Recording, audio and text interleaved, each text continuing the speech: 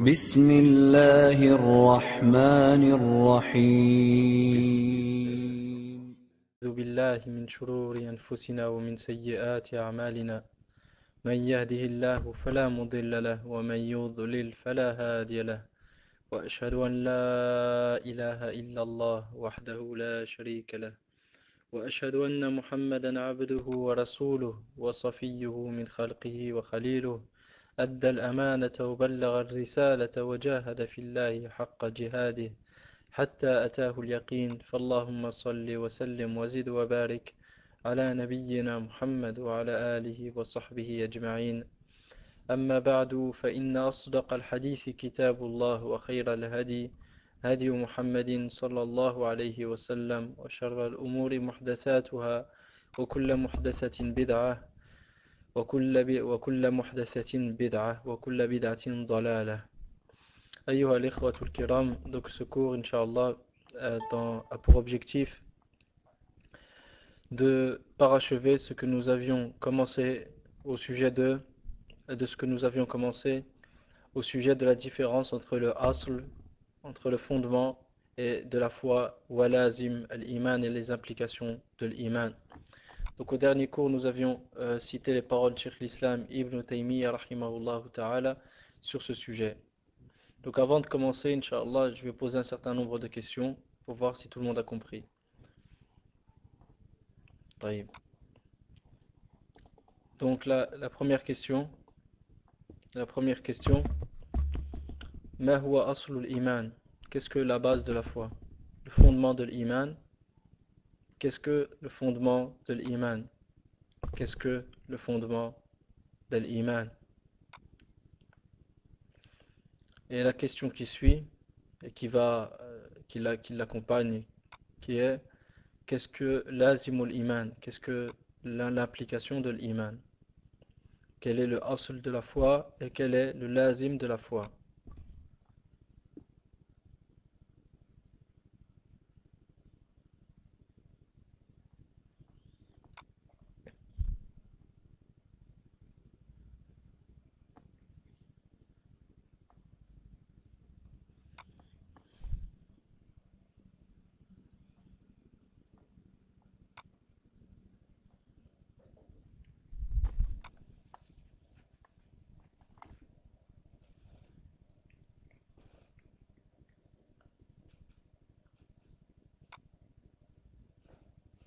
Wa alayka assalam wa rahmatullah. Donc là, Abdul Karim dit le fondement de l'iman est le cœur et le qalb et son lazim et les actes son lazim et les actes extérieurs. Taïb. D'accord. Est-ce que vous êtes d'accord?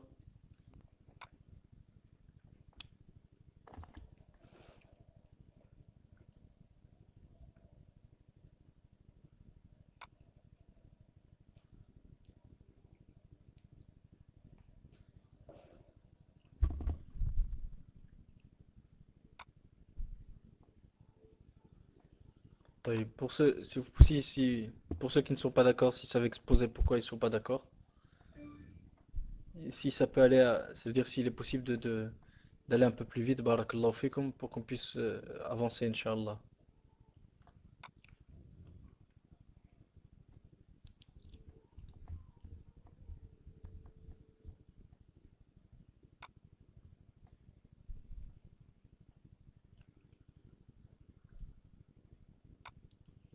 Wa alaykum salam wa rahmatullah.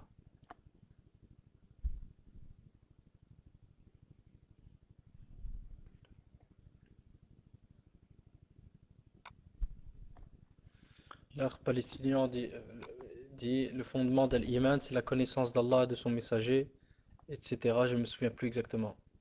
En fait, ce dont tu as parlé, tu as cité une partie de Aslul Iman qui est Qawlul Iman, Qawlul Qalb, afwan, Qawlul Qalb, la parole du cœur, wa hiya i'tiqadatul qalb. La parole du cœur, ce sont les convictions du cœur. La parole du cœur désigne les convictions du cœur.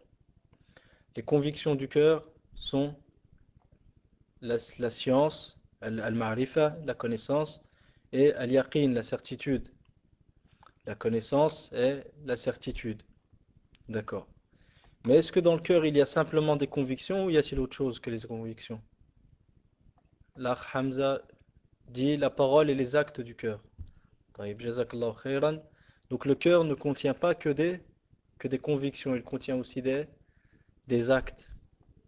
Il contient aussi des actes. Et aussi bien les paroles, la parole du cœur que les actes du cœur sont une condition, sont un fondement sont un fondement de la foi.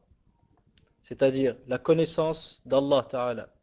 La connaissance que le seul qui mérite d'être adoré, c'est Allah Tabaraka wa Ta'ala. La connaissance du prophète sallallahu alayhi wa sallam. La connaissance que le prophète est le message d'Allah sallallahu alayhi wa sallam. La certitude de tout ça. Et l'amour d'Allah Tabaraka wa Ta'ala. L'amour du prophète sallallahu alayhi wa sallam. L'amour de la religion d'Allah. La soumission à Allah Tabaraka wa Ta'ala. Et la soumission à sa religion et le suivi intérieur du prophète sallallahu alayhi wa sallam. C'est-à-dire l'amour intérieur envers le prophète sallallahu alayhi wa sallam. Tout ça, c'est des conditions de la validité de la foi. Donc ça, c'est l'origine, c'est dans le cœur, ça, c'est le fondement. Sans ça, personne ne peut être musulman. Ce fondement-là, il a une implication, un lazim. Cette implication-là se représente où? Dans les actes des membres du corps. D'accord. Les actes des membres du corps, ce qu'on appelle la pratique, al-a'mal ou zahira, ça c'est un lazim, c'est une implication de la foi intérieure. Quelqu'un avait posé une question la dernière fois, et qui est une question qui est, comment dire, c'est une question euh, qui est bien réfléchie, et que chacun d'entre nous se doit de se poser. Et c'est le but justement de ces cours, c'est de comprendre. Pourquoi faisons-nous la différence entre la base de la foi et entre l'implication de la foi? Et c'est pour ça que je vais vous poser un certain nombre de questions dans l'espoir qu'on comprenne bien. Al-mahabba, ou hubbullahi azza wa jal. L'amour d'Allah, est-ce que c'est un fondement de la foi ou est-ce que c'est une implication de la foi? L'amour d'Allah, est-ce un fondement, est-ce un asl ou est-ce que c'est une implication? J'aimerais que tout le monde participe, Inch'Allah, barakallahu fikum, c'est-à-dire j'attends la réponse de tout le monde et après on continue, mais ce serait bien que ça aille vite. Celui qui ne sait pas, qu'il écrive un 2. Enfin,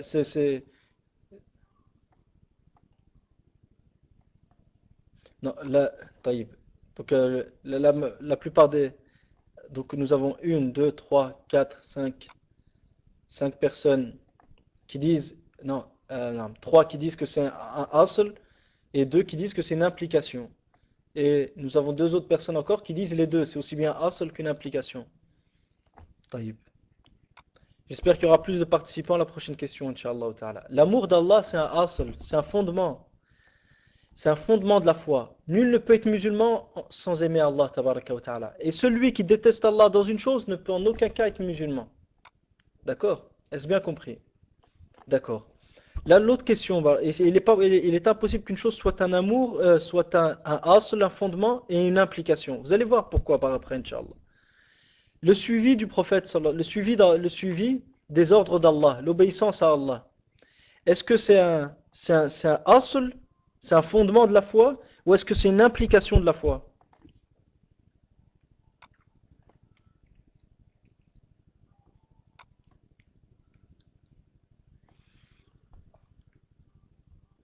L'obéissance à Allah, est-ce un fondement de la foi ou une implication de la foi? Certains disent asl, un fondement, d'autres disent une application. Barakallahu fikum, c'est une application de la foi. Et revoyez, s'il vous plaît, barakallahu fikum, les paroles de Cheikh l'Islam Ibn Taymiyyah qu'on avait citées dans le cours précédent. Les paroles de Cheikh l'Islam Ibn Taymiyyah qu'on avait citées précédemment, où il disait que les actes apparents étaient c'est la foi qui est dans le cœur. D'accord. Donc, on a vu que l'amour d'Allah, on est arrivé à un point maintenant. L'amour d'Allah, c'est un fondement de la foi. L'obéissance à Allah, c'est une implication de la foi. D'accord. Quelqu'un qui désobéit, quelqu'un qui désobéit à Allah Ta'ala dans le siyam. Laissons le siyam.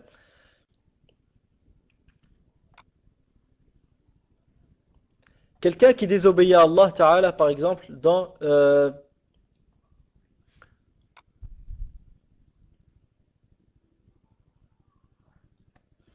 le vol, par exemple.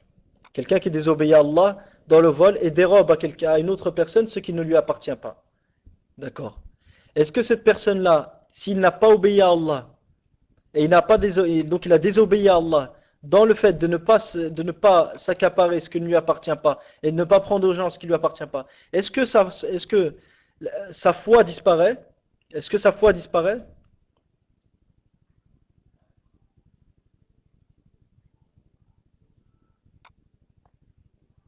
Est-ce que sa foi, elle disparaît?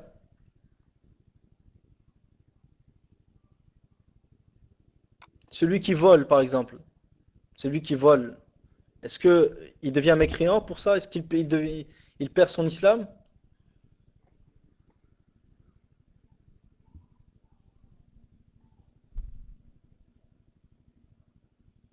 Taïb. Donc on voit que cette personne-là ne devient pas mécréant par son acte. Et il ne perd pas sa foi par son acte. Bien que l'obéissance à Allah dans le fait de ne pas voler est une implication de l'amour qui est présent dans le cœur. D'accord. Maintenant, quelqu'un qui déteste Allah qui déteste Allah dans une chose qu'Allah il a légiféré. Par exemple, Allah il a demandé de porter le hijab, lui il déteste Allah dans cette chose-là. Mais d'une manière générale, il aime Allah. Qu'Allah nous préserve. Est-ce que cette personne-là est musulman?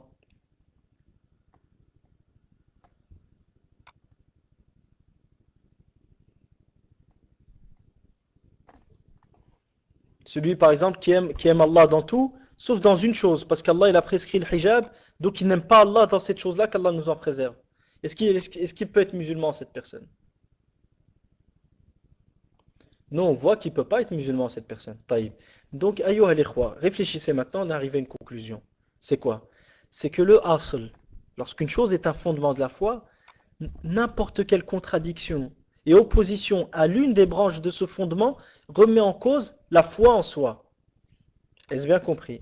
Lorsqu'une chose est un fondement de la foi, lorsqu'une chose est un fondement de la foi, n'importe quelle opposition, quelle qu'elle soit partielle ou générale, elle remet en cause la foi dans sa totalité.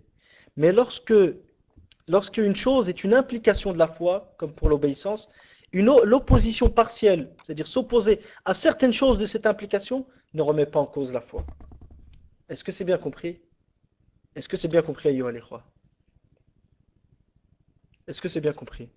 Je vais répéter, Inch'Allah, je vais donner un autre exemple. Le prophète sallallahu alayhi wa sallam dit dans le hadith al-sahih, Al-imanu bid'un wa sab'una shu'bah. أعلاها قول كلمة لا إله إلا الله وأدناها إماطة الأذى عن الطريق والحياء شعبة من شعب الإيمان والحياء شعبة من شعب الإيمان. Donc le prophète sallallahu alayhi wa sallam dit la foi est composée de 73 à 79 branches. Je répète pourquoi on dit 73 à 79, parce que le terme bid'a dans la langue arabe indique est un nombre ou est un chiffre qui va de 3 à 9. Donc étant donné que le prophète a dit bid'a et 70, donc c'est soit 73, soit 74, soit 75, soit 76, soit 77, soit 78 et à la fin 79. Donc le prophète sallallahu alayhi wa sallam dit la foi est composée de 73 à 79 branches. La plus élevée d'entre elles est de dire la ilaha illallah. Et la plus élevée d'entre elles est de dire la ilaha illallah. Et la moindre de ces branches de la foi est de retirer une chose qui gêne du passage de la route des gens. Et la pudeur est une branche parmi les branches de la foi. D'accord. Donc on voit que la foi elle est composée de plein de branches. Mais parmi ces branches-là, vous êtes bien d'accord avec moi, ayyuha al-ikhwa, que certaines branches sont un fondement de la foi. Et que d'autres sont une implication de la foi et qui ne sont pas tous au même degré. La ilaha illallah, c'est un fondement de la foi. Retirer quelque chose qui gêne du passage des gens, c'est une implication de la foi. Mais c'est une implication qui n'est même pas obligatoire, c'est une implication qui est recommandée. D'accord? Ça rentre dans l'iman al-mustahab, dans la foi qui est recommandée. La salat, c'est une implication de la foi. Mais est-ce que c'est une implication qui est une condition de la foi, ou est-ce que c'est une implication qui est simplement recommandée, ou est-ce qu'elle est obligatoire et celui qui l'abandonne n'est pas, celui qui l'abandonne est toujours musulman, là, il y a une divergence entre les savants sur quoi? Pour savoir est-ce que la prière, celui qui l'abandonne, est-ce qu'il est mécréant ou non. Mais ils sont tous d'accord pour dire que iqamat as-salah min al-iman il-wajib, que l'accomplissement de la prière fait partie de la foi qui est obligatoire. D'accord. Maintenant, est-ce que l'accomplissement de la prière est une condition de la foi ou pas? À ce moment-là, ils ont divergé. Certains, ils ont dit oui, c'est une condition de la validité de la foi. D'autres, ils ont dit non, ce n'est pas une condition de la validité de la foi. Mais quoi qu'il en soit, ils sont tous d'accord sur une chose, c'est quoi? C'est que la prière n'est pas au même niveau que le témoignage de foi. Car le témoignage de foi et l'adoration d'Allah et l'abandon du shirk sont une, euh, sont une condition de la validité de la foi. Et sans aucune divergence. Taïb, on continue, Inch'Allah. S'il vous plaît, j'aimerais que vous restiez attentifs aux questions afin qu'on puisse avancer. Le fait le fait de désobéir à Allah dans une chose bien donnée, comme le vol par exemple, ou quelqu'un vis-à-vis dans sa désobéissance parentale, on voit que celui qui désobéit à Allah dans ces choses-là n'a pas forcément remis en cause sa foi. Et sa foi, son iman, est toujours valable. D'accord. Mais nous avons vu une chose, c'est quoi? C'est qu'à partir du moment où on détermine qu'un point donné fait partie du fondement de la foi, bah forcément, celui qui s'oppose à la moindre chose dans ce point-là, sa foi est annulée. Donc on voit qu'il y a une différence, ayyuha al-ikhwa, entre la base de la foi, aslul iman, et entre lawazim al-iman, entre les implications de la foi. Est-ce bien compris ce point-là? Parce que ce que je souhaite derrière ça, c'est d'arriver à une autre chose, qui est la différence entre aslul din et le lazim du din. Le frère pose une question, celui qui ne suit pas le prophète sallallahu alayhi wa sallam fait-il partie du asl ou du lazim? Le suivi du prophète sallallahu alayhi wa sallam en apparence, dans la pratique, c'est un lazim du suivi, c'est un lazim de la foi, et c'est un lazim du suivi de la soumission intérieure à Allah tabaraka wa ta'ala. Donc, celui qui ne suit jamais le prophète sallallahu alayhi wa sallam, qui n'obéit jamais à Allah ta'ala, celui-ci, il ne peut pas être croyant, sa foi est annulée. Pourquoi? Parce qu'il n'a pas réalisé la base même du lazim. Le asl du lazim, qui est le suivi du prophète sallallahu alayhi wa sallam, ou l'obéissance d'Allah. Celui qui ne réalise pas la base de l'obéissance d'Allah, c'est-à-dire qu'il n'accomplit aucun acte d'obéissance à Allah, celui-ci, il a annulé sa foi. Mais celui qui obéit à Allah dans certaines choses, et désobéit à Allah dans d'autres, tant qu'il n'y a pas de texte qui prouve que ce dans quoi il a désobéi est du kufr, est un acte qui fait sortir de l'islam, dans ce cas-là, il n'aura pas remis en cause sa foi. Donc l'opposition, je répète, l'opposition partielle, c'est-à-dire en partie à l'implication de la foi, ne remet pas en cause la validité, c'est-à-dire la sihha, la validité de la foi. Mais l'opposition totale à l'implication de la foi remet en cause la foi dans sa totalité. Et de même que l'opposition du fond de la base même de l'implication de la foi remet en cause la foi. Je vais donner des exemples concrets. Quelqu'un qui n'obéit jamais à Allah et son prophète sallallahu alayhi wa sallam, et qui dit la ilaha illallah mais ne fait aucun acte de bienfaisance dans sa vie, cette personne-là ne peut pas être musulman. Il ne peut pas être musulman et sa foi n'est pas valide. Pour quelle raison? Car il n'a pas réalisé l'implication même il n'a pas réalisé et il s'est opposé à la totalité de l'implication de la foi qui est dans le cœur. L'implication de la foi qui est dans le cœur, quelle est-elle? C'est la pratique externe. Or, à partir du moment où la personne en apparence n'obéit jamais à Allah et son prophète, sallallahu alayhi wa sallam, il est impossible qu'il croie en Allah et en son messager, sallallahu alayhi wa sallam, et qu'il aime Allah et son prophète, sallallahu alayhi wa sallam, intérieurement. Et on avait cité les paroles d'Ibn Taymiyyah. La différence, ayyuha al-ikhwa, entre la parole que nous sommes en train de dire et la parole de Murji'atul Fuqaha, qu'est-ce que c'est? C'est que Murji'atul Fuqaha, il disait l'a'mal laysat min al-iman, wa innama hiya lawazim min lawazim al-iman. Il disait les actes pratiques ne font pas partie de la foi. Ce n'est qu'une implication parmi les implications de la foi. Nous, on ne dit pas ça. On dit al-a'malu min al-iman, walakin laysat min aslihi wa innama hiya lawazim lawazimun lahu. Donc les actes ne sont pas un fondement font partie de la foi, mais ils ne sont pas des fondements de la foi. Ils sont une implication parmi les implications de la foi. Dès lors qu'une personne abandonne tous les actes, à ce moment-là, il est mécréant. Mais celui qui abandonne une partie des actes et en fait d'autres, tant que la partie qu'il a abandonnée, il n'y a pas un texte qui vient montrer que celui qui abandonne telle et telle chose, il est mécréant, comme pour la salat, selon l'avis le plus apparent, wallahu ta'ala a'la wa a'lam.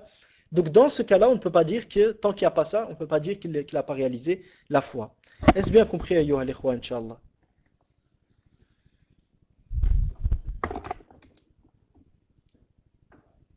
Naam, le frère dit, si on ne le suit pas de manière absolue, cela touche le asl, alors que si on ne le suit pas sur une chose parmi, naam, si une personne ne le suit pas du tout, sa foi et le asl même qui est dans le cœur, il disparaît.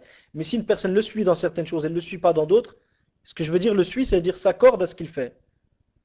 S'accorde à ce qu'il fait. Dans ce cas-là, ça ne remet pas en cause la validité de sa foi. Wallahu ta'ala ala wa alam, on continue, Inch'Allah. Est-ce bien compris jusque-là, ayyuha al-ikhwa? Et j'aimerais que toute personne qui soit présente, c'est-à-dire montre qu'il a compris. S'il y a des gens qui n'ont pas compris, qu'ils le disent tout simplement, on n'a pas compris. Et il n'y a aucune honte à le dire. Mais pour mieux comprendre de toute manière ce cours-là, il faudrait revenir aux cours précédents qui ont traité de ce sujet.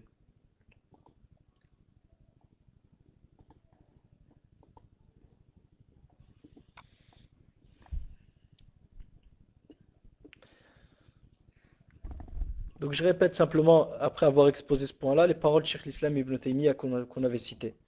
Donc la première, il disait, rahimahullah, wa qawluhu laysa bit-tamanni, laysa al-iman bit-tamanni, yani al-kalama wa qawluhu bit-tahalli, يعني أن يصير حلية ظاهرة له فيظهره من غير حقيقة من قلبه ومعناه ليس هو ما يظهر من القول ولا من الحلية الظاهرة ولكن ما وقر في القلب وصدقته الأعمال فالعمل يصدق أن في القلب إيمانا وإذا لم يكن عمل كذب أن في قلبه إيمانا لأن ما في القلب مستلزم للعمل الظاهر وانتفاء اللازم يدل على انتفاء الملزوم.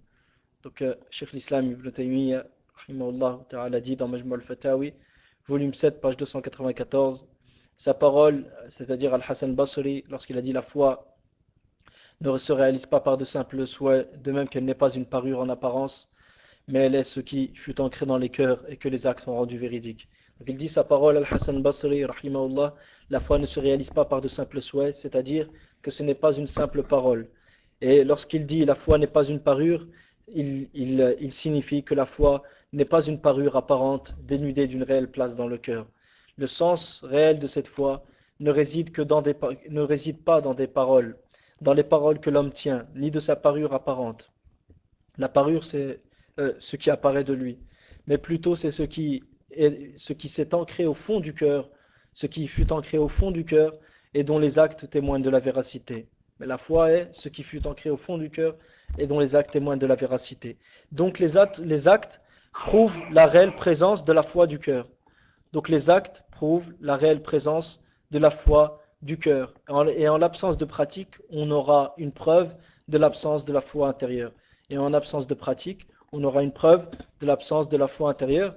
Donc je vous l'ai mis ici, et c'est exactement ce qu'on avait dit auparavant, c'est que lorsqu'il n'y a pas du tout de pratique en apparence, ça c'est une preuve que la foi du cœur, l'aslul iman, il a disparu.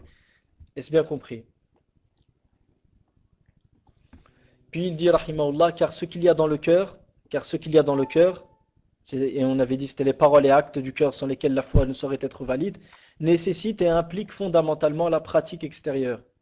Car ce qu'il y a dans le cœur nécessite et implique fondamentalement la pratique en apparence. Car ce qu'il y a dans le cœur, les paroles et actes du cœur sans lesquels la foi ne saurait être valide, nécessite et implique fondamentalement la pratique extérieure. Au même titre que la disparition du lazim, on a déjà expliqué qu'est-ce qu'était que le lazim auparavant, prouve la disparition du nécessitant, c'est-à-dire qui a été à l'origine de ce lazim. Alors ça on va expliquer Inch'Allah ta'ala. Bien qu'on avait expliqué au cours précédent, mais je vais répéter. Donc au même titre que la disparition du lazim, de ce qui est une nécessité à la validité d'une chose et son maintien, son implication fondamentale prouve la disparition du nécessitant, c'est-à-dire ce qui a mené et qui est à l'origine de ce lazim-là. Donc étant donné que la foi qui est dans le cœur, c'est elle qui a provoqué les actes, qui a été à la source des actes d'obéissance en apparence, Lorsque tous ces actes disparaissent, forcément, la foi qui est dans le cœur, elle a disparu. Lorsque tous ces actes disparaissent, la foi, à la base, elle est dans le cœur. Puis découle de cette foi-là des actes en apparence. Lorsque tous ces actes viennent à disparaître, ça c'est une preuve claire que la foi qui est dans le cœur, elle a disparu. Parce que si la foi, elle était encore dans le cœur, bah à ce moment-là, ces actes-là auraient été au moins présents, même partiellement. Le fait qu'ils aient tous disparu, ça c'est une preuve catégorique et formelle que la foi qui est dans le cœur, elle a disparu. Est-ce que c'est bien compris, ayyuha al-ikhwa? Parce que je tiens à ce que vous compreniez bien ce sujet pour qu'on en arrive après à un autre sujet, Inch'Allah. Et ce sujet n'est qu'une introduction vers l'autre.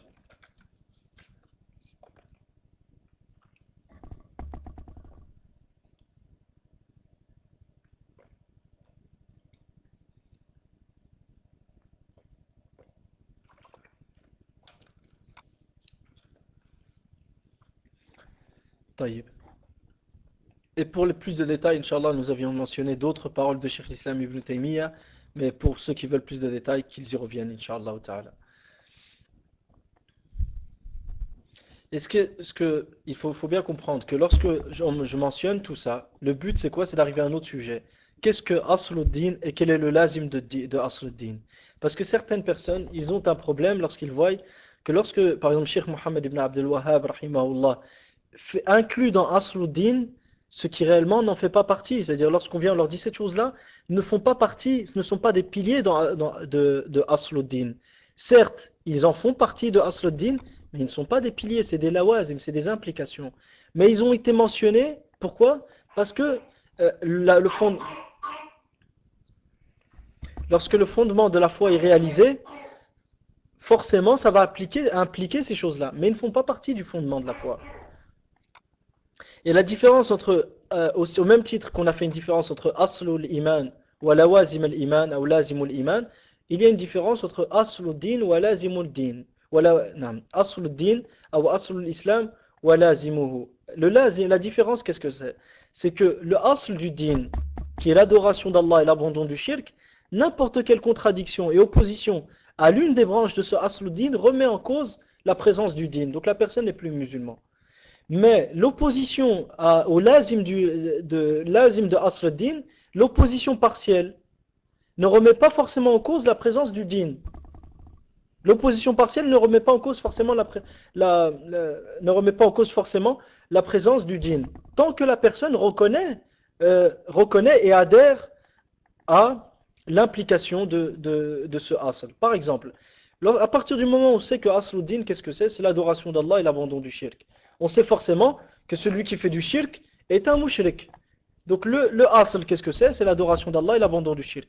Le lazim, c'est que celui qui adore Allah est un muwahhid et celui qui abandonne le shirk est un mushrik. D'accord. Celui qui s'oppose à l'adoration d'Allah, il n'adore pas Allah, il s'élève, il fait preuve d'orgueil vis-à-vis d'Allah, tabaraka wa ta'ala. Est-ce qu'il est musulman celui-ci? Celui qui s'enfle d'orgueil vis-à-vis d'Allah et n'adore jamais Allah, est-ce qu'il est musulman? Celui maintenant qui commet du shirk, qui adore autre qu'Allah Azzawajal, est-ce qu'il est musulman cette personne? Celui qui adore autre qu'Allah Azzawajal, est-ce qu'il est musulman cette personne? Donc, on voit que le fondement de la foi n'accepte d'excuses ni par ignorance, ni par mauvaise compréhension et mauvaise interprétation quant à la nomination. Je ne parle pas du châtiment ici, je parle quant à la nomination. Maintenant, venons-en au lazim, à l'implication. L'implication de l'adoration d'Allah et l'abandon du shirk, c'est de s'allier aux muwahhidin et de se désavouer des mushrikin. Donc d'être convaincu que les muwahhidin sont de s'allier aux muwahhidin et de se désavouer des mushrikin. D'accord. Et de même, parmi les implications de Asluddin, c'est de nommer celui qui adore Allah muwahhid, comme de monothéistes et de musulmans, et celui qui fait du shirk de mushrik. D'accord. Celui qui s'oppose au principe même à la base. Et il dit, celui qui fait du shirk n'est pas mushrik. Celui qui adore autre qu'Allah n'est pas un mushrik.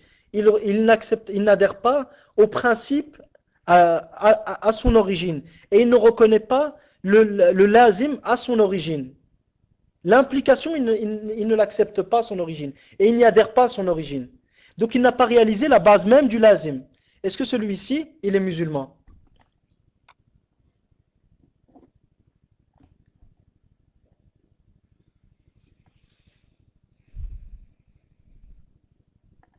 Taïb. Donc dans le même cas, celui qui ne reconnaît pas celui qui te dit, celui qui adore Allah seul et qui s'affilie à l'islam et celui qui adore Allah seul et qui réalise le tawhid n'est pas un musulman. Il ne reconnaît pas l'implication à son origine. Est-ce qu'il est musulman celui-ci? Celui qui ne reconnaît pas l'implication à son origine. Est-ce qu'il est musulman?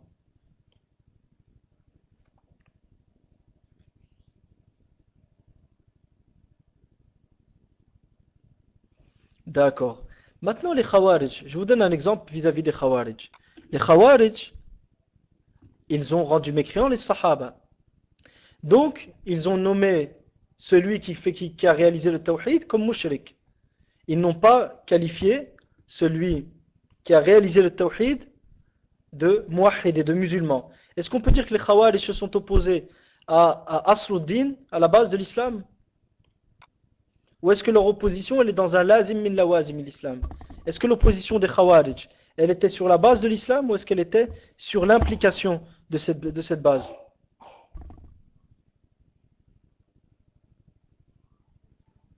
Les Khawarij, est-ce que leur opposition elle était sur une base de l'islam ou sur une implication parmi les implications, sur l'implication de cette base-là?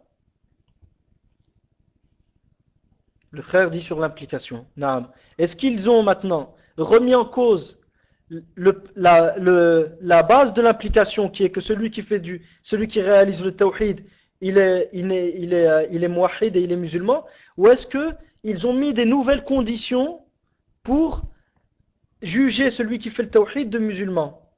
Est-ce qu'ils ont remis en cause le principe de base et l'implication de base, le lazim, à son origine, qui est que celui qui réalise le tawhid, c'est un muwahhid, ou est-ce que, au contraire, ils ont reconnu la base, qui est que celui qui réalise le tawhid, c'est un muwahhid, mais ils ont mis de nouvelles conditions pour être muwahhid, donc ils ont jugé les sahaba mécréants, parce qu'ils ont pensé que ce que les sahaba ont fait était un acte qui faisait sortir de l'islam. Est-ce que c'est le premier ou le deuxième? Voilà, des nouvelles conditions. Ils ont remis en cause.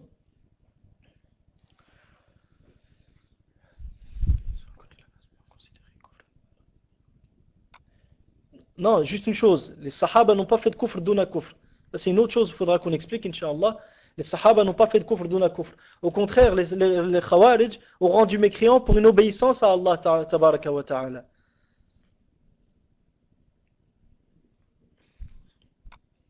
Les sahaba n'ont pas fait de kufr duna kufr. Ça, on en reparlera, Inch'Allah, par après.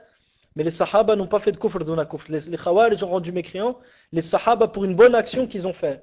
Pour une bonne action qu'ils ont fait. Et la parole d'Ibn Abbas, Laysa al-kufr alladhi tadhhabuna ilayhi, ce n'est pas la mécréance vers laquelle vous orientez. Wa innama huwa kufrun duna kufr. Ça, Ibn Abbas, radiyallahu anhu, il n'était pas en train de leur dire que les sahaba avaient fait du kufr duna kufr. Et on en parlera, Inch'Allah, une autre fois. D'accord. Donc, lorsque les savants ils ont traité de la situation des Khawarij, personne n'a dit que les Khawarij étaient mécréants parce qu'ils ont remis en cause Asluddin. Bien que l'implication de Asluddin, c'est de s'allier aux croyants. Eux, ils se sont désavoués des croyants et ils ont combattu les croyants. Mais ce n'est pas pour autant qu'ils étaient mécréants. Pourquoi? Parce qu'ils n'ont pas remis en cause le principe à la base. Ils ont adhéré, ils ont réalisé la base de l'implication, mais ils se sont opposés à l'une des implications, à l'une des composantes de cette implication. التزموا أصل اللازم ولكنهم خالفوا في بعض جزئيات هذا اللازم. Donc ils ont adhéré à la base même de ce lazim, mais ils se sont opposés dans certaines branches et certaines composantes de ce lazim-là. Il est au même titre, par exemple, celui qui reconnaît que quiconque adore autre qu'Allah est un mushrik et n'est pas musulman, mais il a une shubha dans un cas donné. Il dit, par exemple, celui qui fait du shirk, ne sachant pas que c'est du shirk, et ne sachant pas que son acte est une adoration, que seul Allah mérite, et il l'avoue à autre qu'Allah, sans vouloir par là adorer autre qu'Allah. Pourquoi? Parce qu'il reconnaît que l'adoration n'appartient qu'à Allah. Et il l'avoue donc à autre qu'Allah par preuve de respect, par preuve de salutation. Mais il ne sait pas que ce qu'il fait est une adoration. Celui qui fait ça, c'est un mushrik. Je ne remets pas en cause le fait qu'il soit mushrik. Mais celui qui doute de son kufr, est-ce qu'il a remis en cause la base du lazim? Est-ce qu'il a remis en cause le lazim, l'implication de Asr-Din qui est de reconnaître, de faire le takfir et de considérer que celui qui fait pas, qui ne fait pas, celui qui fait du shirk ne peut pas être musulman? Est-ce qu'il a remis en cause ça? Ou est-ce qu'il s'est trompé dans l'une des composantes et l'une des branches de ce lazim, de cette implication, qui est le takfir de celui qui n'a pas réalisé le tawhid? Est-ce que celui qui c'est le premier ou le deuxième?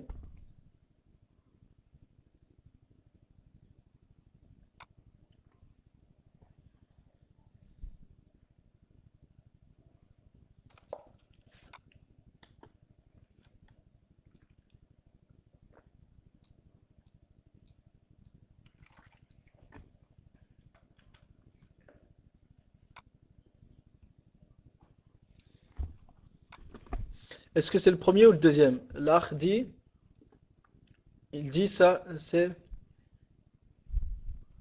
il a ignoré le asl. On a vu juste avant, Akhi, c'est pour ça que j'ai tenu à ce que vous soyez attentifs pendant les deux cours précédents qu'on avait déjà fait, la différence en ce qui concerne les lawazim, les implications, concernant les implications de Asluddin, taïb, et de Asl al-Iman, que l'opposition totale au fondement que l'opposition totale et l'absence de respect de l'implication du lazim de Asl al-Din, de Asl al-Iman, remet en cause la base même de l'iman. Taïb. D'accord. Mais on a vu qu'une opposition partielle, c'est-à-dire lorsqu'une personne s'oppose dans certaines choses, comme par exemple quelqu'un qui désobéit à Allah Ta'ala dans le vol, dans l'obéissance parentale, que ça ne remet pas en cause la foi qui est dans son cœur. Pourquoi? Parce qu'il a adhéré au principe de base, mais il s'est trompé que dans l'une de ses applications. Et dans aucun cas on ne peut dire que celui qui a fait ça a ignoré qu'est-ce qu'était que l'iman. Pour quelle raison? Parce que son opposition ici, c'est pas une opposition qui est au total. Et on n'a pas de preuve pour dire que cet acte-là, en apparence, est un acte qui est exclu de la sphère de l'islam. Donc au même titre que Asl Iman, que l'iman, nous avons ad-din. Asl din, certaines choses qui ont été mentionnées dans Asl din ne font pas partie. Certaines choses qui ont été mentionnées dans Asl din ne font pas partie, ne sont pas des piliers fondamentaux dans la religion dans la religion d'Allah Ta'ala, dans le sens où nul ne peut être musulman sans les avoir réalisés. La preuve, ayyuha al-ikhwa, donc avant de déborder sur ce sujet qui est la preuve que certaines choses qui ont été mentionnées par certains mashayikh ne font pas forcément partie des piliers fondamentaux de la religion dans le sens où nul ne peut être musulman sans, nous allons terminer notre sujet. Celui qui a reconnu la base du lazim et l'origine même du lazim, qui est que celui qui adore autre qu'Allah Azzawajal, il n'est pas musulman. Taïb. Et il a eu une shubha quant au fait que celui qui commet du shirk, sans savoir que son acte est une adoration que seul Allah mérite, et qu'il l'avoue à autre qu'Allah, non pas pour adorer autre qu'Allah, mais pour une autre chose, telle que la salutation, et ainsi de suite, et qu'il fait ça donc pour cet autre qu'Allah, tout en reconnaissant que le droit d'adoration absolue n'appartient qu'à Allah tabaraka wa ta'ala, celui qui doute que cette personne-là n'est pas, comment dire, perd le nom de musulman et se retrouve dans le camp des mouchriquines. C'est-à-dire dans tout, dans les ahkam, dans les ahkam, c'est-à-dire les statuts légaux qui vont gérer sa vie en ce bas monde et dans l'au-delà, et ainsi de suite. Est-ce que cette personne-là peut être considérée comme celui qui a remis en cause le principe même de base, qui est que celui qui fait du shirk n'est pas un mushrik? Est-ce que celui qui a remis en cause le principe de base est pareil à celui qui n'a pas remis en cause le principe de base, mais qui a eu une ambiguïté quant à l'application de certaines composantes de ce principe de base?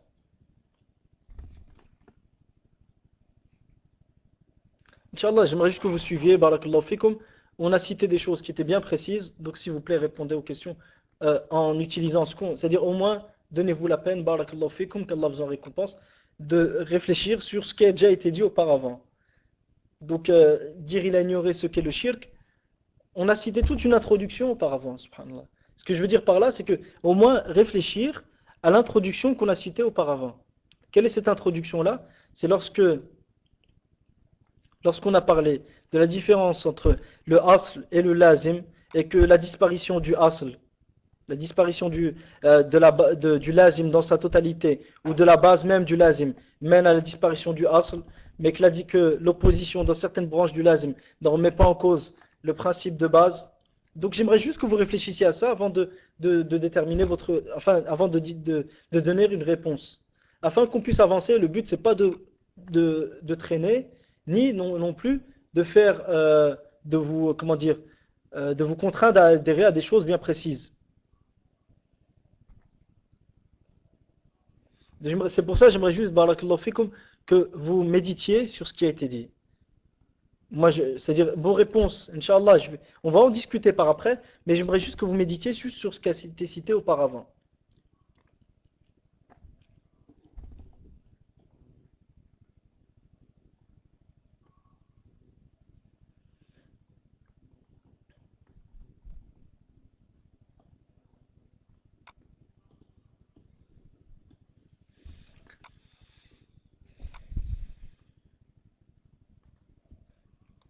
C'est pour ça ce que j'avais dit au départ, c'est que répondre aux ambiguïtés n'est pas quelque chose qui est simple. Donc c'est pour ça que pour le comprendre, on a déjà fait deux, trois cours avant. Donc si vous aurez- pour bien comprendre le cours d'aujourd'hui, il aurait fallu écouter les cours qui étaient déjà les deux cours précédents. C'est pour ça que je comprends que c'est difficile, mais on en a besoin pour exposer certains points qui vont venir par après, Inch'Allah Ta'ala. S'il ne kafare pas quelqu'un qui fait du shirk, c'est qu'il ignore le asl din déjà. Taïeb, maintenant on va aller sur cette manière de faire, sur cette manière de réfléchir. S'il kafare pas celui qui fait du shirk, c'est qu'il ignore asl din déjà. C'est quoi le dalil, la preuve? C'est-à-dire quelle est la preuve de cette affirmation? Ok, d'accord. Un autre frère dit, il ne sait pas différencier le kufr de la foi. C'est quoi le dalil, la preuve? Ça veut dire, vous savez, c'est des affirmations que vous apportez. La raison humaine n'a aucun, comment dire, n'a aucun impact sur ces sujets-là, à moins qu'elle soit éclairée par la lumière de la révélation. Donc c'est quoi la preuve du Coran et de la Sunna?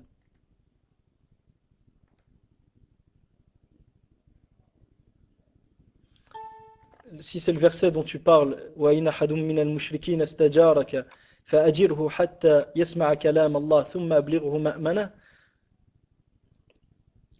Le verset il dit, et si l'un des mouchriquines te demande protection, accorde-lui cette protection jusqu'à qu'il entende les versets d'Allah, puis amène-le jusqu'à un lieu de sécurité. ذَلِكَ بِأَنَّهُمْ قَوْمٌ لَا يَعْلَمُونَ. Ceci car ils sont un peuple qui ne savent pas. فَبَارَكَ اللَّهُ فِيكُمْ. Soyons moins intelligents. Jazakumullahu khair. Ce verset n'a rien à voir avec le sujet. Il n'a rien à voir avec le sujet. Le verset parle de quelqu'un qui fait du shirk, ahadun min al-mushrikin, car ils sont un peuple qui ne savent pas. Deuxièmement, ce verset-là a été révélé à une période où ce qui est voulu dire par idhalika bi annahum qawmun la ya'lamun, pas qu'ils ne savent pas que le shirk est interdit. Non, ce verset il a été révélé alors que le prophète sallallahu alayhi wa sallam, son message avait été diffusé partout, il avait été propagé.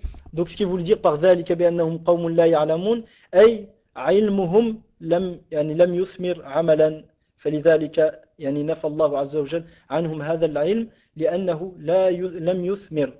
Donc Allah Azza wa Jal a renié et a nié le fait que ces gens-là aient de la connaissance. Pour quelle raison? Car leur connaissance n'a pas abouti à une pratique. Donc le fait qu'elle n'ait pas abouti à une pratique, donc cette connaissance n'est en rien utile, donc ce n'est pas une science qui est utile. Donc c'est comme si c'est des gens qui en réalité sont ignorants. Allah Azza wa Jal dit قُلْ هَلْ يَسْتَوِي الَّذِينَ يَعْلَمُونَ وَالَّذِينَ لَا يَعْلَمُونَ.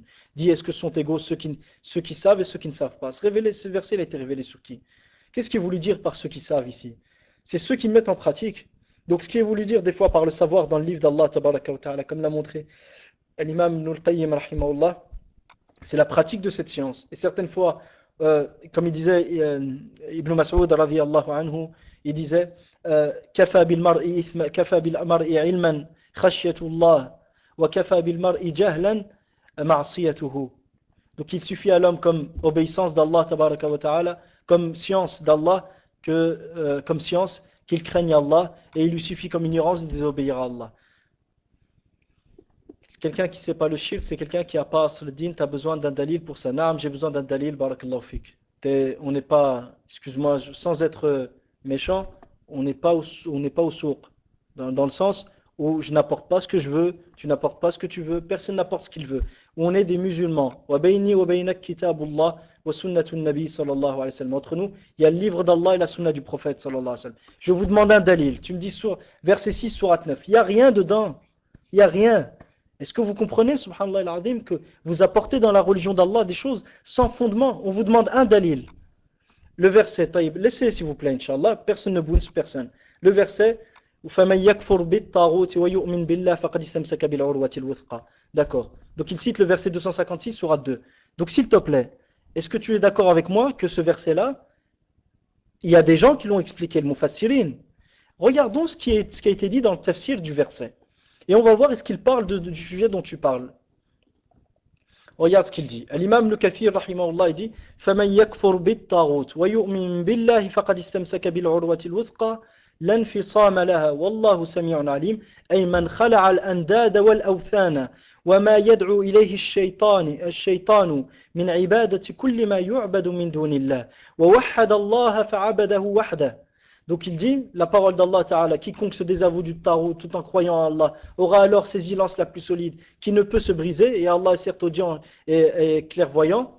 Il dit, le sens du verset, Man khala'a al-andada wal-awthan, celui qui se débarrasse des égaux qui ont été donnés à Allah, et des idoles adorées en dehors d'Allah. Wa ma yad'u ilayhi shaytan. S'il te plaît, juste une chose, barakallahu fik, sois attentif d'abord à l'explication qui va être donnée, puis après tu t'exprimeras. Et donc il abandonne aussi toute chose vers laquelle le shaitan il invite. Il abandonne ce à quoi le shaitan il invite comme adoration d'autres qu'Allah. Donc et qu'il abandonne tout ce à quoi le shaitan appelle. Et qu'est-ce qui est voulu dire ici? C'est l'adoration de tout ce qui est adoré en dehors d'Allah. C'est exactement ce qu'il dit Ibn Kathir. Et qui unifie Allah fa'abadahu wahda, en l'adorant lui seul, en adorant personne d'autre en dehors d'Allah. Wa shahidan la ilaha illallah, qui témoigne que nul n'est digne d'adoration en dehors d'Allah. Celui-ci, faqad istamsaka bil urwatil wuthqa, aura alors ses lances la plus solide. Faqad thabata fi amri, sa situation sera alors correcte. Wastaqama ala as-siratil muthla, et il se sera tenu droit droit sur la voie de vérité, was-sirat al-mustaqim, et le chemin de droiture. Et l'imam Tabari rahimahullah, écoute ce qu'il dit. فَمَنْ يَجْحَدْ رُبُوبِيَّةَ كُلِّ مَعْبُودٍ مِنْ دُونِ اللَّهِ, celui qui renie la seigneurie de tout ce qui est adoré en dehors d'Allah, فَيَكْفُرَ بِهَا, en s'en désavouant. Donc comment tu te désavoues de tout ce qui est adoré en dehors d'Allah? C'est lorsque tu te désavoues de la seigneurie de tout ce qui est adoré en dehors d'Allah. وَيُؤْمِنْ بِاللَّهِ, qui croit en Allah, c'est-à-dire وَيُصَدِّقْ بِاللَّهِ أَنَّهُ إِلَهُ هُوَ رَبُّهُ, qu'il croit en Allah et qu'il croit qu'Allah, et qu'il est convaincu qu'Allah est sa seule divinité, et le seul qu'il adore est son seul Seigneur, et le seul à qui il voue l'adoration. فَقَدْ اسْتَمْسَكَ بِالْعُرْوَةِ الْوُثْقَى, celui-là aura alors ses lances la plus solide. يَقُولُ فَقَدْ تَمَسَّكَ بِأَوْثَقِ مَا يُتَمَسَّكُ بِهِ, celui-là, cette personne aura alors, et se sera alors tenu à la chose, à la plus grande chose à laquelle on puisse s'attacher. Min talabil khalas li nafsihi min adhabillahi wa iqabi, car cette chose-là mène à se préserver du châtiment d'Allah et de son châtiment. Donc regarde bien. Et de la punition d'Allah et de son châtiment. Ou dans ce verset, barakallahu fik, il y a ton affirmation précédente. Ton affirmation précédente, c'était que celui... Non, le micro, barakallahu fik, c'est un cours, Inch'Allah, jazakallahu khair. Donc, si tu veux bien, simplement, ou dans ce verset, il y a ton affirmation. Al-kufr bit-taghut, c'est d'abandonner l'adoration de tout ce qui est adoré en dehors d'Allah, d'en être convaincu que cette adoration est fausse, de savoir que cette adoration est un égarement, et de l'abandonner. C'est ça, le désaveu de tout ce qui est adoré en dehors d'Allah. D'accord? Et franchement, à chaque fois, vous apportez des dalils, mais il n'y a rien dans vos dalils. C'est étonnant, subhanallah al-azim. Ce serait bien qu'un jour, vous réfléchissiez au moins aux arguments que vous apportez. Où se trouve une preuve dans la parole d'Allah? Et si l'un des mouchriquins te demande protection, accorde-lui la protection. Accorde-moi la protection, accorde-leur la protection jusqu'à qu'ils entendent les paroles d'Allah, puis emmène-les jusqu'à un lieu sûr. Où se trouve cette... Khair, Inch'Allah. De toute façon, c'est un cours, barakallahu fik. Si tu veux bien respecter les questions que je posais, c'était aux frères qui ont assisté au cours précédent. Le but, c'était quoi? C'était qu'il n'y ait pas un monologue dans le sens, pour que ces sujets-là soient bien clairs. Mais de toute manière, Inch'Allah ta'ala, l'ensemble de vos ambiguïtés seront exposées. Bi'idhnillah. Tu vas assister, tu veux discuter bi'ilm et exposer tes dalil bi'ilm avec science. Ahlan wa sahlan, t'es la bienvenue. Si c'est pour me dire verset 256, sourate 2, et à la fin, il n'y a rien dedans qui indique ce vers quoi tu souhaites amener, à la suite et tu me dis, est-ce qu'il faut que je ramène un dalil pour ça? Subhanallah al-azim, on dirait que c'est ma religion ou la tienne. C'est la religion d'Allah, tabaraka wa ta'ala. Naam, tu dois ramener des dalils pour affirmer des choses.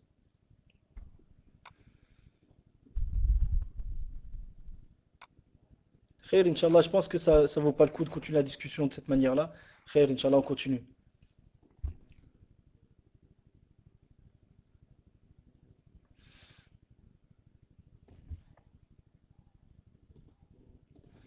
Donc, de toute manière, on allait y arriver à ça. On a parlé de la différence entre le fondement, le asl, entre le asl et entre le lazim, l'implication de cette foi-là. Entre la base de la foi et entre l'implication de la foi. Et au même titre, il y a une différence entre asl din et les implications de din.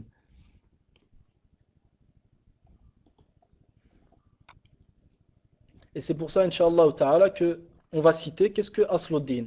Asl din, ayyuha al-ikhwa, a été mentionné dans plusieurs versets du Coran. A été mentionné dans plusieurs versets du Coran, et entre autres, la parole d'Allah, tabaraka wa ta'ala, فَمَنْ يَكْفُرْ بِالطَّاغُوتِ وَيُؤْمِنْ بِاللَّهِ فَقَدْ اسْتَمْسَكَ بِالْعُرْوَةِ الْوُثْقَى لَا انْفِصَامَ لَهَا. Donc quiconque déavoue le Tarout tout en croyant en Allah aura alors ses lances la plus solide qui ne peut se briser. وقد فسرها العلماء بأنها عبادة الله وحده لا شريك له والكفر بكل معبود سواه وكلامهم في ذلك كثير. Donc les Ahl al-Ilm, les gens de science, ont exposé que ce verset et que cette base de l'islam est l'adoration d'Allah seul et unique et le désaveu de tout ce qui est adoré en dehors d'Allah. Et leurs paroles et leurs avis sur ce sujet sont très nombreuses, mais on va se contenter des paroles de certains d'entre eux, tels que l'imam Ibn Kathir, rahimahullah ta'ala.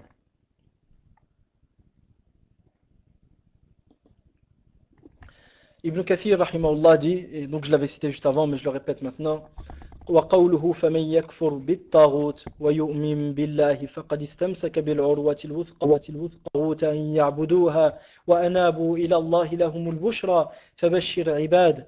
Et ceux qui s'éloignèrent du tarout, ceux qui s'éloignèrent de l'adoration du tarout, وأنابوا إلى الله, ils sont revenus vers Allah, c'est-à-dire vers l'adoration d'Allah, ceux-là auront la bonne nouvelle. Annonce donc la bonne nouvelle à mes serviteurs. Et parmi les hadiths, ayyuha al-ikhwa, nous avons la parole du prophète sallallahu alayhi wa sallam dans Sahih Muslim: Man qala la ilaha illallah wa kafara bima yu'badu min dunillah haruma maluhu wa damuhu wa hisabuhu ala Allah. Quiconque dit la ilaha illallah et désavoue tout ce qui est adoré en dehors d'Allah, son sang et ses biens seront alors sacrés, c'est-à-dire par la sacralité de l'islam, et son jugement appartient à Allah, c'est-à-dire à savoir s'il est sincère ou non. Donc, de même la parole du prophète sallallahu alayhi wa sallam: Haqqullah ala ibadihi Haqqullahi ala ibadihi an ya'buduhu wa la yushriku bihi shay'an. Le droit d'Allah envers ses serviteurs et qu'ils l'adorent et qu'ils ne lui donnent aucun associé. Et dans le hadith, وفي حديث الضمام بن ثعلبة رضي الله عنه فيما رواه الإمام أحمد بسند صحيح قال: فأنشدك الله إلهك وإله من كان قبلك وإله من هو كائن بعدك. الله أمرك أن تأمرنا أن نعبده وحده لا نشرك به شيئا وأن نخلع هذه الأنداد التي كانت آباؤنا يعبدون معه. قال: اللهم نعم. وقد قره النبي صلى الله عليه وسلم على هذا الإيمان المجمل ولم يفصل له ما تبقى. Donc dans le hadith de Dammam ibn Tha'laba radiyallahu anhu, dans ce que rapporte l'imam Ahmed dans son Musnad avec une chaîne de transmission qui est sahiha, il dit, Dammam ibn Tha'laba est venu voir le prophète sallallahu alayhi wa sallam et lui dit, Fa'unshiduka Allah ilahak, je te demande au nom d'Allah, je te demande au nom d'Allah ta divinité, wa ilaha man kana qablaka, la divinité de ceux qui te précédèrent, wa ilaha man huwa ka'inun ba'dak, la divinité de ceux qui viendront après toi. Allahu amaraka an ta'murana an na'budahu wahdahu la sharika la nushrika bihi shay'an. Est-ce Allah t'a-t-il réellement ordonné de nous ordonner? Allah t'a-t-il réellement commandé de nous ordonner de l'adorer lui seul et de ne lui donner aucun associé et d'abandonner al-andad, les idoles, allati kanat aba'una ya'buduna ma'ahu, que nos pères et que nos pères adoraient en même temps qu'ils adoraient Allah. Le prophète sallallahu alayhi wa sallam lui a dit na'am, lui a dit Allahumma na'am, ya Allah sois témoin que c'est une réalité. Donc le prophète sallallahu alayhi wa sallam lui a pas demandé plus, et il a accepté cette base qui est la base de l'iman. C'est ça aslul iman. Ce qui vient après ne rentre pas dans la base de l'iman, ça rentre dans la wazim al-iman. Ça rentre dans aslu din, c'est ça aslu din, la base de l'islam, et ce qui vient après n'entre pas dans Asl Din. C'est des implications de Asl Din. Et nous allons voir par après, Inch'Allah ta'ala. وفي حديث بعث معاذ إلى اليمن رضي الله عنه قال له إنك تأتي قوما من أهل الكتاب فليكن أول ما تدعوهم إليه شهادة أن لا إله إلا الله في رواية إلى أن يوحدوه إلى أن يوحدوا الله. Et dans le hadith de Mu'adh ibn Jabal dans le Bukhari, lorsque le prophète sallallahu alayhi wa sallam l'a envoyé au Yémen, il lui a dit à Mu'adh, tu vas te rendre chez des gens et tu vas rencontrer des gens parmi les gens du livre, que la première des choses à laquelle tu les appelles soit le témoignage que nul n'est digne d'adoration dehors d'Allah, et dans une autre version que la première des choses à laquelle tu les appelles soit d'unifier Allah dans son adoration, soit d'unifier Allah. والأدلة في ذلك أكثر من أن تحصر في هذا المقام الضيق. نعم. Donc, ayyuha al-ikhwa, ce qu'on peut retenir simplement, فما يكفي من أصل الدين من ناحية التوحيد هو عبادة الله وحده لا شريك له. Donc, ce qui est suffisant et ce qui suffit pour être musulman dans le tawhid, c'est l'adoration d'Allah seul, sans lui donner aucun associé. وما في معناه من محبة الله تعالى. Et de même, bien sûr, l'amour d'Allah ta'ala. Pourquoi? Parce que c'est un fondement, l'amour d'Allah. L'adoration externe n'est qu'un signe apparent de l'amour interne. Et la soumission externe n'est qu'un signe apparent de la soumission interne. Donc si Allah te demande al-fara', te demande la branche, et ce qui te découle forcément, il te demande l'origine qui est l'amour d'Allah et la soumission intérieure.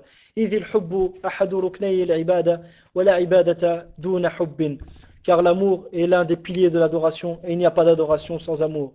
De même, Allah il te demande de lui vouer un culte exclusif.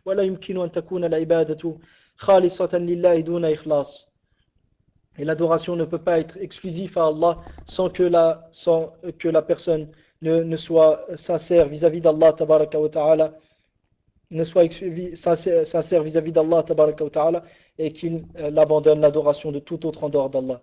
De même d'être véridique. Et وإلا كان عابدا نعم وإلا كانت عبادته كذبا. Donc de même d'être véridique, parce que si tu n'es pas véridique, ta foi et ton adoration n'est que pur mensonge, comme ceux qui font ça par hypocrisie. وَالْيَقِينُ فِي تَوْحِيدِ, et la certitude dans son adoration.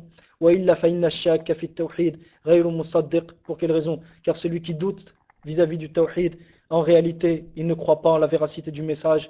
وغير ذلك من شروط الشهادتين وما يلزم ذلك قطعا من محبة أهل عبادة الله وتوحيده وموالاتهم إذ من أحب الله أحب أهله وعباده الصالحين الطائعين له ووالاهم ويمتنع شرعا وعقلا يحب الله ثم هو يبغض من يحب الله. هذا لازم من اللوازم. Donc de même, parmi les implications qui sont forcément obligatoire, c'est d'aimer les serviteurs d'Allah Ta'ala et d'aimer ceux qui ont réalisé le tawhid et de les prendre comme alliés. Et là, c'est un lazim, je répète. Donc, celui qui reconnaît la base même de ce lazim, mais a une ambiguïté, celui qui reconnaît la base même de ce lazim, mais a une ambiguïté, et rajoute dans le din, c'est-à-dire rajoute comme condition de la foi, ce qui n'en fait pas partie, comme les khawarij, et croit être une mécréance qui n'est pas une mécréance, celui-ci s'il a une shubha et qu'il se désavoue des muwahhidin, donc dans ce cas-là il n'est pas mécréant jusqu'à ce qu'iqamat al-hujja lui soit établi, comme ce fut les cas des Khawarij. Et je vous rappelle juste une chose, parce que certains prennent à la légère la question de iqamat al-hujja. Ibn Abbas, habru hadhi al-umma, le plus grand savant de cette umma, ou l'un des plus grands savants de cette umma, a été voir les Khawarij et a polémiqué avec eux. 2000 sont revenus et le reste sont restés. Et avec ça, alors que c'est Ibn Abbas qui a été polémiqué avec eux, et Ali ibn Abi Talib, quand il les a combattus, on lui a dit à Ali, est-ce que ces gens-là sont des mécréants? C'est de la mécréance qu'ils ont fui, ces gens-là.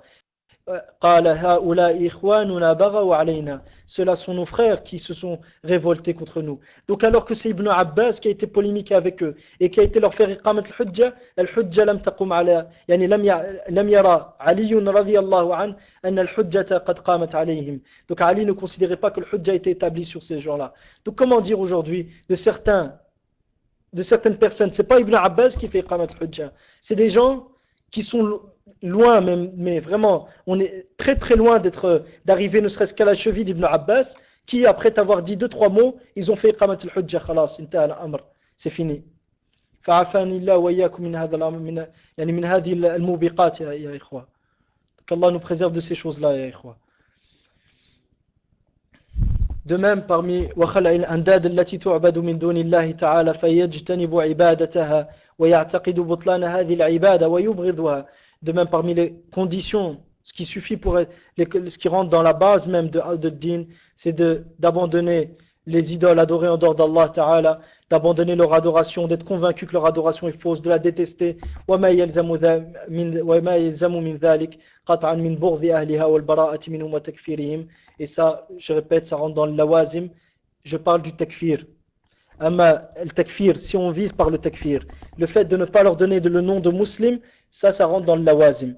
Mais le fait d'être convaincu qu'ils sont, si on veut dire si on vise par le bara, que d'être convaincu qu'ils sont dans un égarement et qu'ils ne sont pas sur une guidée dans ce qu'ils font comme shirk, et que ce qu'ils font s'oppose à la religion d'Allah tabaraka wa ta'ala et au message de tous les prophètes, donc ça fait partie d'Asl ad-Din.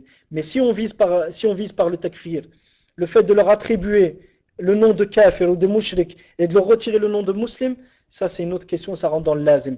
Et là à ce moment-là, celui qui s'oppose à la base de ce lazim là, qui dit que celui qui adore autre qu'Allah, dans tous les cas, il est musulman tant qu'il est convaincu que Allah est le seul créateur, celui qui dit ça, il est mécréant. Maintenant celui qui dit que celui qui adore autre qu'Allah, il est mécréant, ça il n'y a pas de doute, mais s'il est ignorant, il faut lui faire iqamat al-hujja. S'il a une mauvaise compréhension, il faut lui faire iqamat al-hujja. Ça c'est celui qui a apporté ça, c'est un mubtadi', c'est un innovateur, et il faut que les preuves lui soient clairement exposées. Wallahu ta'ala a'lam.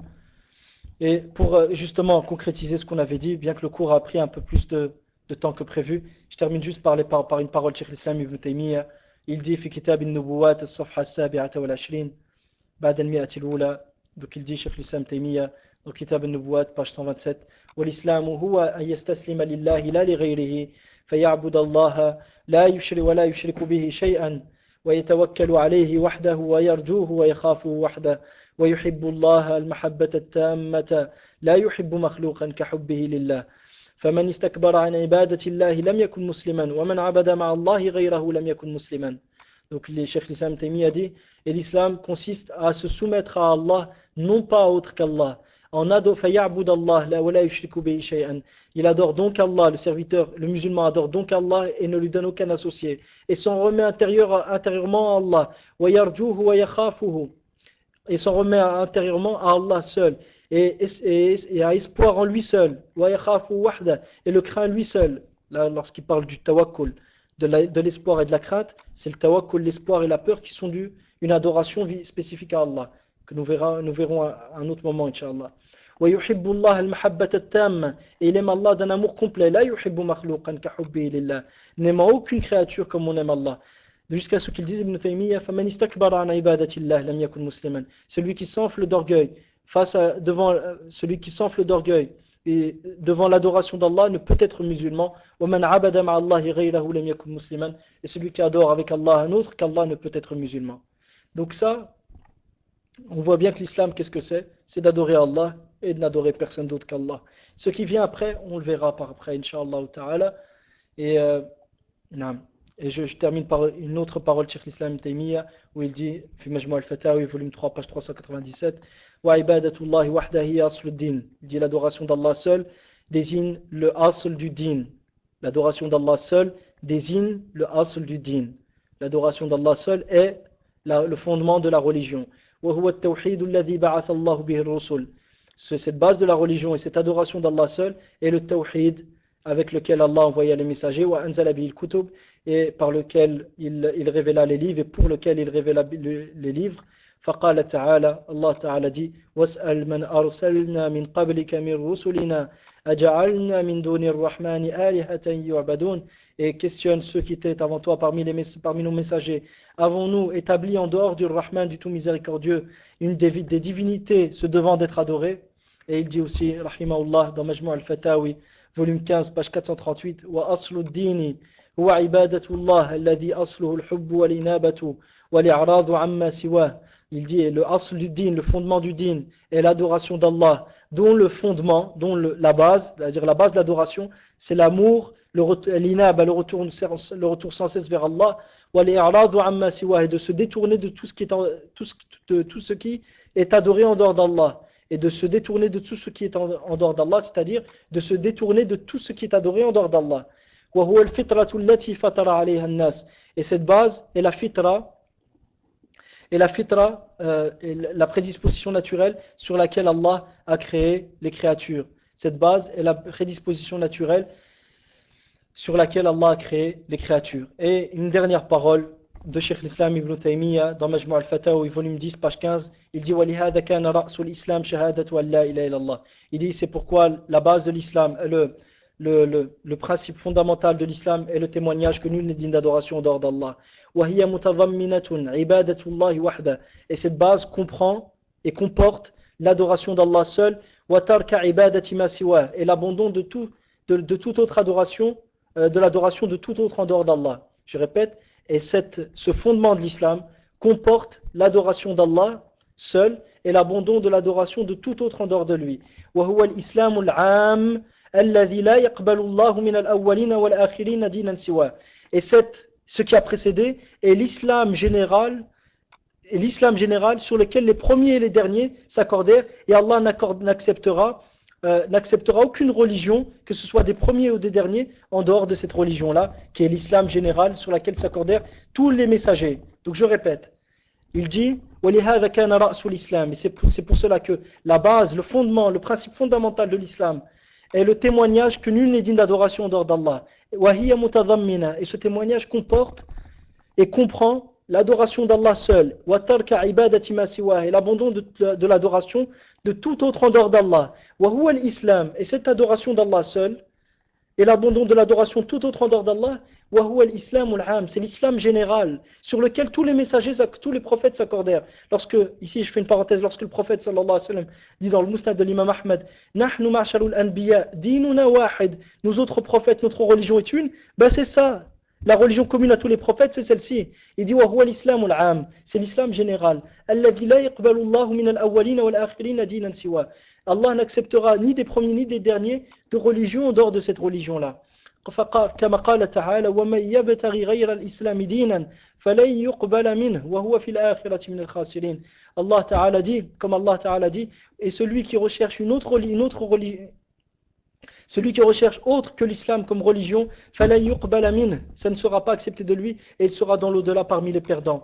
Et il sera dans l'au-delà parmi les perdants. وقال تعالى شهد الله أنه لا إله إلا هو والملائكة وأولو العلم قائما بالقسط لا إله إلا هو العزيز الحكيم إن الدين عند الله الإسلام. Donc Allah témoigne que nul n'est digne d'adoration en dehors de lui, qu'il n'y a de véritable divinité que lui, wal malaïka, ainsi que les anges et les gens doués d'intelligence, les gens qui ont et ceux qui ont reçu le savoir et les savants, qa'iman bil qist. Afin de ça, je ne sais pas le traduire. Nul n'est digne d'adoration en dehors de lui. Al-Aziz al-Hakim, le puissant, le sage. Inna ad-dina inda Allah l'islam. Certes, la religion près d'Allah n'est que l'islam. وهذا الذي ذكرناه. Donc Ibn Taymiyyah continue et dit وهذا الذي ذكرناه مما يبين أن أصل الدين, et ce que nous avons cité précédemment expose et montre et met la lumière sur le fait que أصل الدين, la base de la religion et le fondement de la religion في الحقيقة هو الأمور الباطنة من العلوم والأعمال. Que le fondement de la religion est en réalité, qu'est-ce que le fondement de la religion en réalité? C'est les choses qui sont intérieures, les sciences et les actions, les actes du cœur, c'est ça Asluddin à la base. Et que les actes en apparence ne peuvent être utiles sans cette base qui est dans le cœur, qui est al-ulum wal-a'mal, ce qu'on avait parlé tout à l'heure, qawlul qalb wa amalul qalb, les paroles du cœur et les actes du cœur. كما قال النبي صلى الله عليه وسلم في الحديث الذي رواه أحمد في مسنده الإسلام علانية والإيمان في القلب. Donc comme le prophète sallallahu alayhi wa sallam le dit dans le hadith rapporté par l'imam Ahmad dans son musnad, l'islam est l'islam désigne ce qui est apparent, et la foi est ce qui est dans le cœur. L'islam désigne ce qui est apparent et la foi est ce qui est dans le cœur.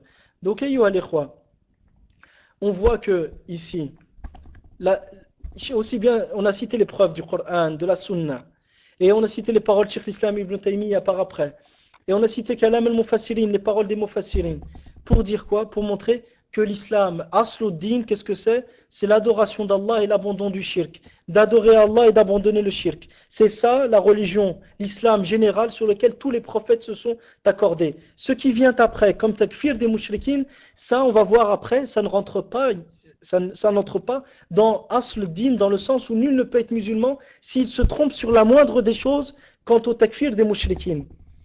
Ça ne rentre pas dedans, parce que Asl din, qui est l'adoration d'Allah, et l'abandon du shirk, nul ne peut être musulman sans.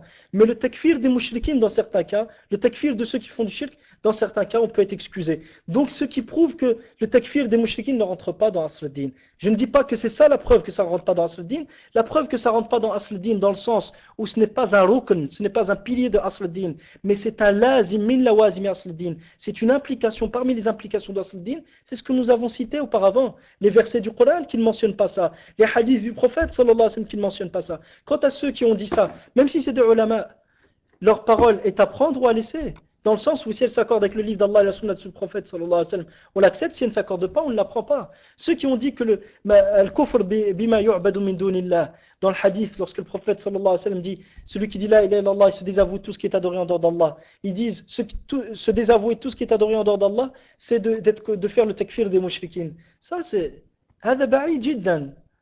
Ça franchement c'est une explication qui est loin, et les autres savants n'ont pas dit ça. Cheikh Abdullah Baboutain n'a pas expliqué le kufr bima yu'badu min dunillah par le fait de faire le takfir des mushrikin. Il a dit non, le kufr bima yu'badu min dunillah an ta'taqid anna ibadata ghayrillah anna ibadata ghayrillah dalal wa khata wa batila, que tu sois convaincu que c'est une erreur l'adoration d'autre qu'Allah, et que c'est un égarement, que ce n'est pas une guidée. Donc, ayyuha al-ikhwa, Inch'Allah, ici se termine le cours, et la prochaine fois, j'espère, Inch'Allah, pouvoir continuer dans l'exposé de ces points-là. Je sais que c'est pas évident, mais simplement réécoutez les cours, regardez les versets qu'on a cités, regardez les hadiths qu'on a mentionnés, regardez les tafsirs d'Ahl al-Ilm qu'on a mentionnés, regardez les paroles de Cheikh l'Islam Taymiyyah. On n'a rien apporté de nouveau, mais c'est ces gens-là qui rajoutent dans Asluddin ce qui n'en fait pas partie, qui ont rajouté des choses. Ils prennent les paroles de Cheikh Mohammed Abdul Wahhab rahimahullah comme si c'était une révélation, malheureusement. Alors que Cheikh Mohammed rahimahullah, premièrement, je ne dis pas qu'ils disent ce qu'ils disent, première chose. Deuxièmement, il faut bien comprendre que l'âme al-ilm yustadallu la yustadallu bih. On ne prend pas comme argument les paroles des gens de science. On ne les prend pas comme argument. On doit chercher des arguments pour affirmer la validité ou non des paroles des gens de science. Pas en faire une référence dans la religion d'Allah tabaraka wa ta'ala. Et quand tu leur demandes un dalil, ils te ramènent des dalils qui sont lointains, qui n'ont rien à voir avec le sujet. Comme la parole d'Allah tabaraka wa ta'ala. Et si l'un des mouchriquins te demande protection, accorde-lui la protection jusqu'à qu'il entende les paroles d'Allah, puis amène-le jusqu'à un lieu de sécurité, ceci car ils sont un peuple qui ne comprennent pas. Mais en quoi ça, car ce sont un peuple qui ne savent pas. Mais en quoi ça a à voir avec le sujet ici? En quoi ça a à voir avec le sujet? Et alors que vous voyez les versets, vous voyez les hadiths, donc c'est à nous maintenant de bien comprendre ce sujet. Et Inch'Allah, s'il y a des questions, je laisse place aux questions sur le sujet. Wa barakallahu fikum. Wa assalamu alaikum wa rahmatullah. Wallah, donc juste une dernière chose, ce qui a pu être juste dans cet exposé ne vient que d'Allah seul. Toute erreur, oubli ou omission ne vient que de votre frère et du shaitan. Et Allah et son messager en sont innocents. Wa sallallahu ala nabiyyina Muhammad wa ala alihi wa sahbihi ajma'in walhamdulillahi rabbil alamin.